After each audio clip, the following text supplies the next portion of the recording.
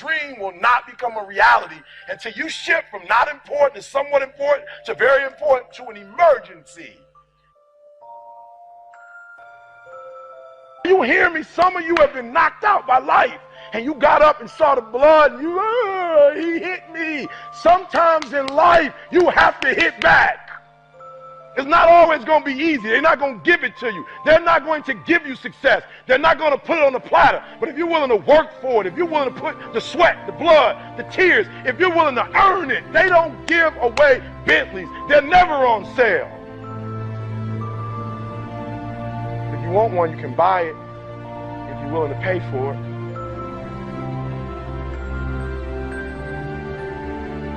Some of you, your success has messed you up. You're so successful now, you soft. Your success has not benefited you. You've not grown as a result of being successful. You've lost your bite. You're not hungry anymore. Your success is damaging you. Every time you come up to a challenge, you quit, you surrender, you give up, you give in. Every single thing I go through, I remember I was homeless and I draw from it. Every single time I'm going through pain, I remember that I've gone through pain since I was a kid. I draw from it. Recycle your pain. Get something from it. You're already in pain. Use it. Do something with it. Allow it to take you to the next level. Allow your pain to push you to greatness. I challenge you. I challenge you. I challenge you to be the best you can be.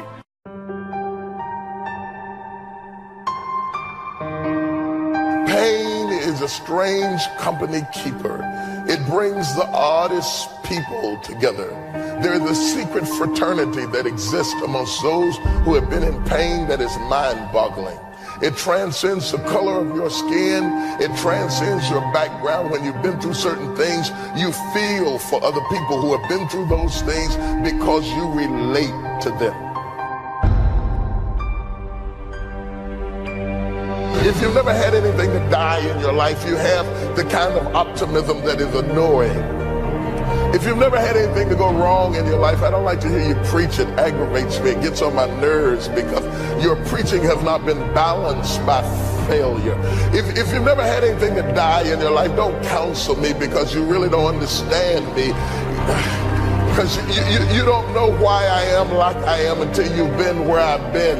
If you've never had anything to die in your life, don't sit there and tell me be a man, take it, don't cry. You don't know what I'm taking. You don't know what I'm enduring. You don't understand. Just because you read some books and took a psych class doesn't mean that you're ready to deal with the issues of my life. There's a reason why it happened at this age. There's a reason why it happened at this level in life. It's not a mistake. It's not an accident. And you can never know my successes until you understand my struggles, because my struggles are the pathway that led me into my success. Nothing just happens.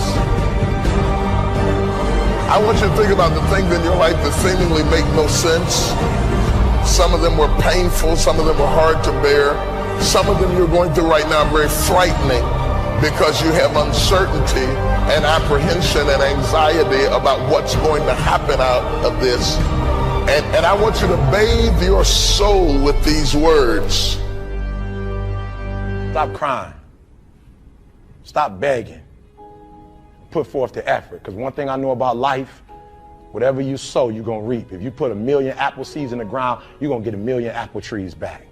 Stop whining, stop, and put forth effort. So my final piece, this is what we had to do. As we were working, we realized, guys, it's not the big things that mess us up. It's the small things. And so we started stepping back and we started analyzing our work.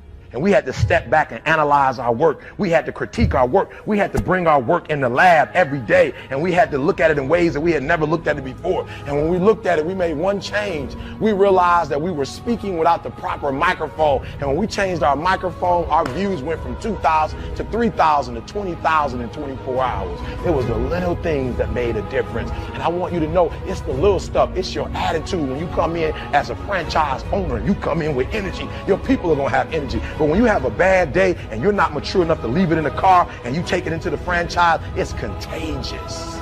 If you're not speaking, if you're not doing what you're doing with a level of expertise, they're not going to do what they do with a level of expertise. It's about modeling what you want them to do. Somebody told me before, Eric, your actions speak so loud, I can't hear what you're saying. It's contagious. And so if you want them to do it, they got to see you doing it. If they're going to learn how to do it to a level of expertise, they've got to see you doing it. So it's the little things. And I dare you. Some of you, you're so, listen to me. Some of you may be so arrogant. I don't know. Some of you may be so cocky. I don't know. Some of you may be so confident. I don't know. That you never step back and look at your work. That when anything goes wrong, you automatically look out the window instead of looking in the mirror. And I dare you in 2013 to look in the mirror first. I dare you to analyze yourself first, your company first, your character, your behavior, your work ethic. I dare you to analyze it and see if there's any change you can make dealing with this.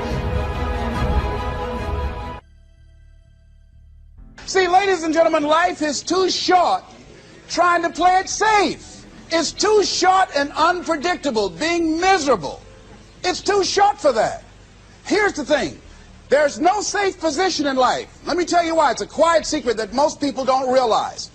You can't get out of life alive. Hello, you can't get out of life alive. So there's no safe position. You can die in the bleachers or you can die on the field. You might as well come out on the field and have a good time, right? So if you want to make this your decade, you've got to decide to be bold. So you got to be bold in life. You got to take life on. I remember I was at a major corporation. I had to give a presentation, and there were two guys sitting across from me, and the guy said to the other fellow, looking at the last two finalists, and that involved my firm and their firm, said, listen, looking at the credentials, this guy doesn't have any credentials. We have an advantage here. We've got 2 PhDs between us. I got up and I went in the bathroom and started talking to myself. I said, Les Brown, what do you care about their 2 PhDs? You have 6 children. And a mama to take care of. And I went in that meeting, and first of all, I went there walking bold, looking good, feeling good, and smelling good, all right? And I sat across that table, and we started negotiating, and I operated in a spirit of absolute certainty. I looked at them as if the only reason that they were born was to give me that contract. They survived 1 out of 9 million sperms to carry out this transaction. And I got the contract. Hello. So you got to decide to be bold. Most people go through life trying to creep. No, no, no. Trying to be casual about it. No, no, no. You go through life being casual, you'll end up a casualty. No. You've got to be bold in life. You've got to take life on.